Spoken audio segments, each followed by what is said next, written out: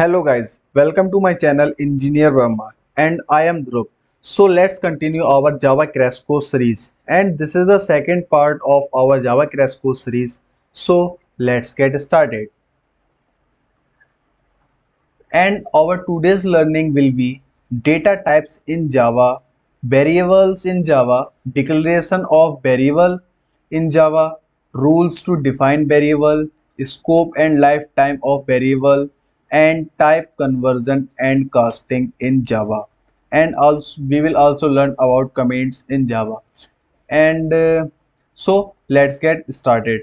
For we will learn first data types in Java. Okay, now we discuss about data types in Java. Data types specify different sizes and values that can be stored in the variable. So what is data types? Data types are those which specify different sizes and values that can be stored in the variable. So when we declare a variable and we declare with these variable with the help of data types, like if we want to store a integer value, then we declare variable with int type, then int will be our data type. So we will discuss it, and we will do much more program, and we will explore these data types. So now, types of data types. Data types are two types. First one is primitive types, and second one is non-primitive types. So primitive data types are set of basic data types from which all other data types are constructed. The size and type of variable values are specified, and it has no additional methods. Java defines 8 primitive types of data. So primitive types of basic data types, these are also called basic data types, and these data types has no method, and the size and type of variable values are specified. So second one is non-primitive types. Non-primitive data types are those which are constructed with the help of primitive data types. So these data types constructed with the help of primitive data types. So now we are going to discuss about primitive data types. So these are 8 primitive data types. First one is long, int, short, wide, float, double, char, boolean. These are data types, and long has 64-bit, int has 32-bit, and short has 16-bit, and so on. And these are the range of, like, this is the range of long, and this is the range of int, and this is the range of short. So these are the range of primitive data types. Now we are going to discuss about non-primitive data types. So these are some non-primitive data types. These are the user defined data types. These data types are used to store multiple values. If we want to store multiple values in any particular data type, so we use these non-primitive data types, and these non-primitive data types are constructed with the help of primitive data types, as we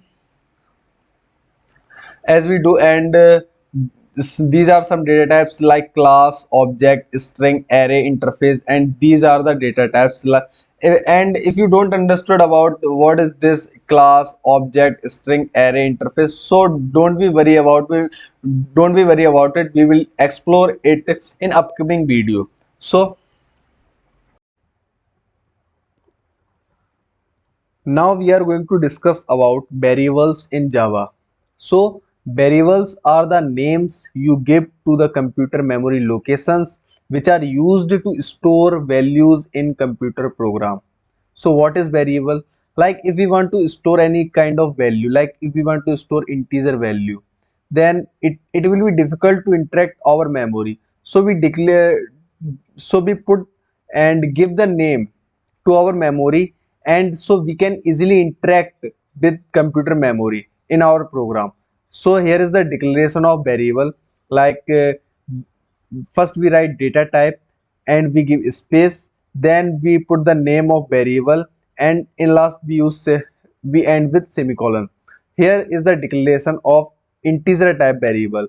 So this is the data type which is int, which represent integer, and now and then we give space and we put the name of variable num1. So now we are going to our Visual Studio Code and we make a program and see how to declare these variable. Okay, now we have come on Visual Studio Code, and now I am going to create a new file, and I will going to save that file with .java extension because it is a Java file. And okay, new file. Sorry, and I am going to save this file with Java extension, and I will save it on desktop, and I will put the name to this file my is already available here, so first first. Okay, I put the name first, and this is Java file, so first.java.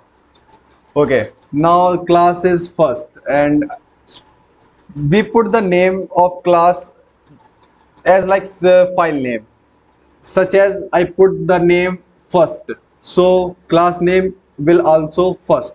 Okay, now I am going to declare a method, main method, which is public static void main, and now I'm going to pass here arguments string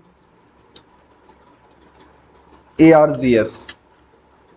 Okay, now we are going to declare first a integer variable. So first we declare a data type. Int is a data type which store integer type value, and now we are going to declare a variable which is num, and I am going to assign the value in num3. So the value is in num will be 3, and num is the name of memory location where 3 will be stored. And now I am going to print it system dot out dot println. Okay, here I am going to print num. So when I run it, okay, so this is our output. Here this 3, and 3 has been printed. Here we write okay, num equal to 3. So now it will visible clearly. Okay, num equal to 3. So 3 has been printed, and now if we want to declare here string type, then what we will do, we write a string and declare a variable str, and here I am going to write zone. Okay, zone, the name of a person, and now I am going to print it name. Name is stored in str variable str. Okay, words enclosed character literal. Okay, here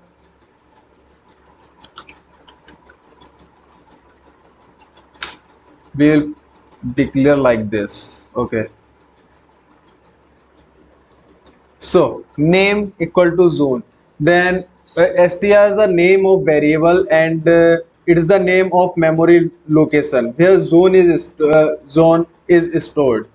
So zone is a name which is stored in str variable, and variable is a name of memory location. So I hope you understood that how to declare variable. Like that we can declare double, float, and other variables. So, such as if we want to declare a double. Okay, so what we'll do, num2, and here I am going to assign 5.89. Okay, now I'm going to write here double value.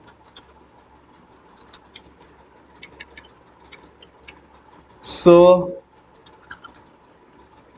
5.89 will be stored in num2 variable. So here is the output, double value equal to 5.89. So like this we declare variable in Java. Okay, now we have seen how to declare variable, and we declare variable and make a program on Visual Studio Code to declare variable, and we print that those variable. And now we are going to talking about rules to define variables. So these are some rules to define variable. So first rule is the first character of the variable must be an alphabet or underscore. So first rule is the character of variable, first character of variable must be an alphabet or underscore, and it cannot be a digit. So this is first rule. And second one is all characters except the first character may be an alphabet of lowercase a, z, uppercase, underscore or digit. So all character except first character may be an alphabet of lowercase case and uppercase and underscore or digit, but first character will not be and will not be a digit. Okay, so third one is variable name must not contain any white space or special character. So third rule is variable name must not contain any white space. So we can't give any white space in variable name, and we can't give special character in variable name. So these are some special characters. We can't give these special character in name of variable. So these are some rules we must consider, and we must consider and learn about it to to declare variables. So we can declare variables. And fourth rule is variable names must not be similar to any keyword defined in language. So in language there are many keywords defined like class, public, for and for. These are keywords. So variable name must not be a keyword name. So this is fourth rule. And fifth rule is the variable names are case sensitive. For example, my name and my name is not same variable, so variable name is case sensitive. So we will see we will see it also on Visual Studio Code. And now we are going to talking about scope and lifetime of a variable. So Java allows variables to be declared within any block. So we can declare any variable within any block. A block is begun with an opening curly brace and ended by a closing curly brace. A block defines a scope. So what is a scope? A block is begun with an opening curly brace. When we start opening curly brace, and the scope of that block ended by a closing curly brace. So this is the scope of a block. And there are two major scopes are those defined by class and those defined by method. And when we declare a variable within a scope, so there are two major scopes. First scope is defined by a class, and second one is defined by a method. And when we declare a variable within a scope, we are localizing that variable and protecting it from unauthorized access and or modification. When we declare a variable within a scope, so we are localizing that variable, such as we declare we define a block and we declare the variable in that block. So we are localizing that variable and protected it from unauthorized access. So outside block, another block will not access that variable in which is declared in another block. So it protect that variable from unauthorized access. Indeed, the scope rules provide the foundation for encapsulation. So you learn about this term encapsulation, which is a term of object-oriented programming. So the scope rules provide the foundation for encapsulation, and lifetime of variable is confined to its scope.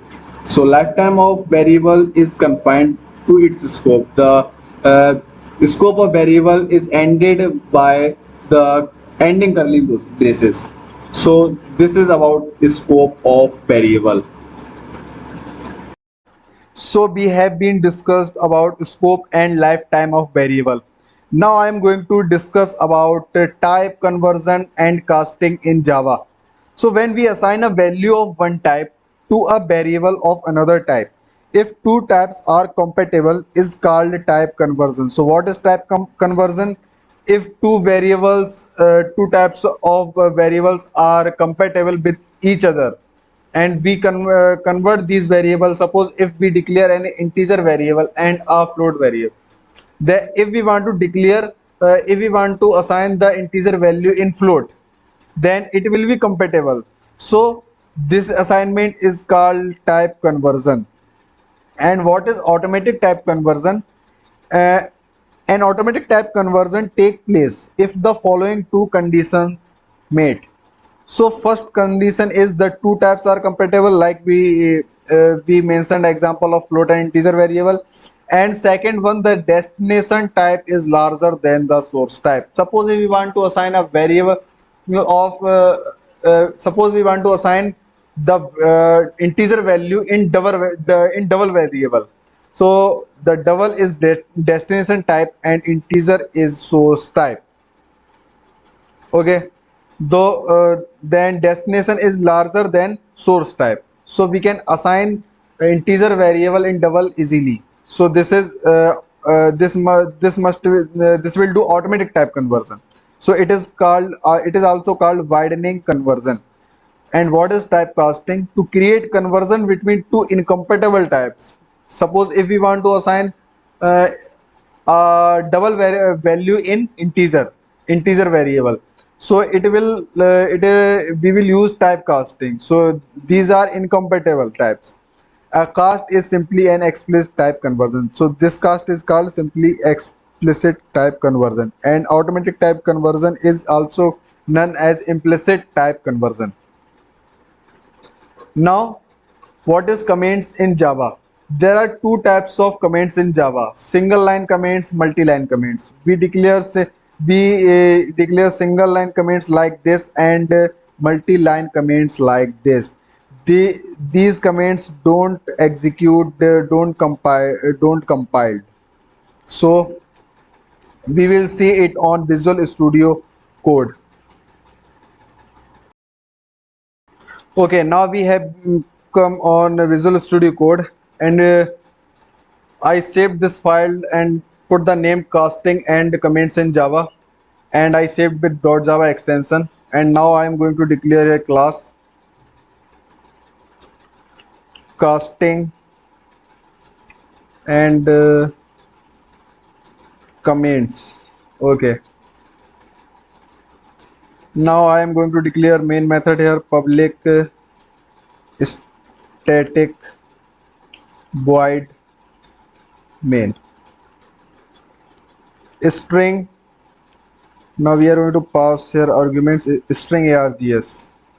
Okay, now first we do typecasting. Like first we declare a variable of int type, sorry, int num1,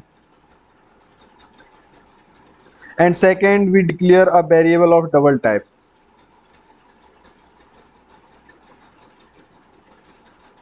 dv. Okay, here we assign value 2.55, and here we assign value 5.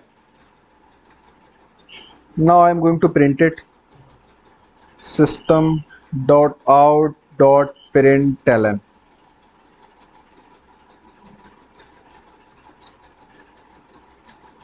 Okay, now I'm going to write here num1.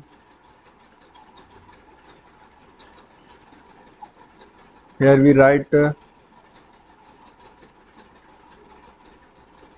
integer, and now I'm going to declare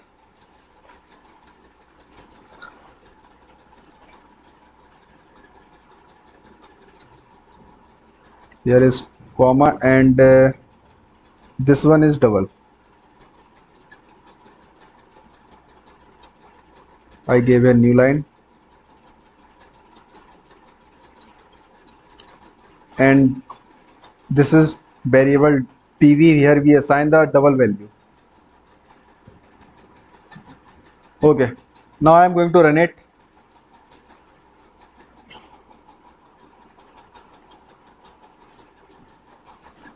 Okay, so integer value is 5 and double value is 2.55.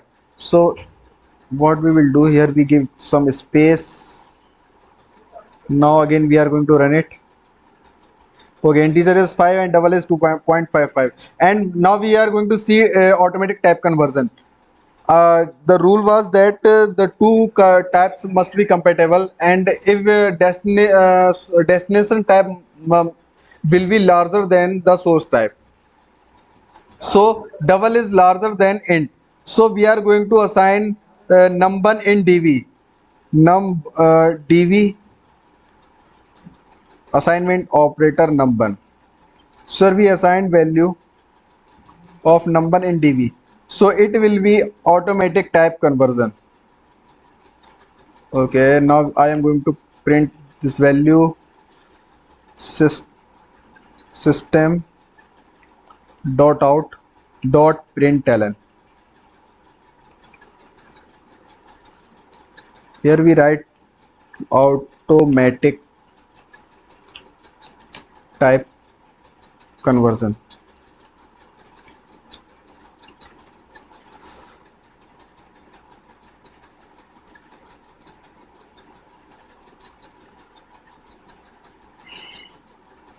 And here we write dv. Okay, now I'm going to run it. So this is automatic type conversion, and we assign integer value in double, so this returns us 5.0. so this is automatic type conversion. If we want to assign a double value in integers, so this will not work. Like here we write num num1 and we assign value dv. Okay, now I am going to run it. So it gave us error. So what this is incompatible types, possibly logic conversion from double to int. So this is incompatible type conversion here. So what we will do, we will do typecast here. So what we are going to do, okay, here we are going to write int. So int, we write here int, so we are going to convert in int.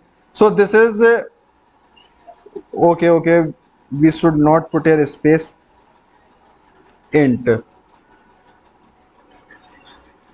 expect, what is the error? Okay, so there is a error. Okay, here we left one.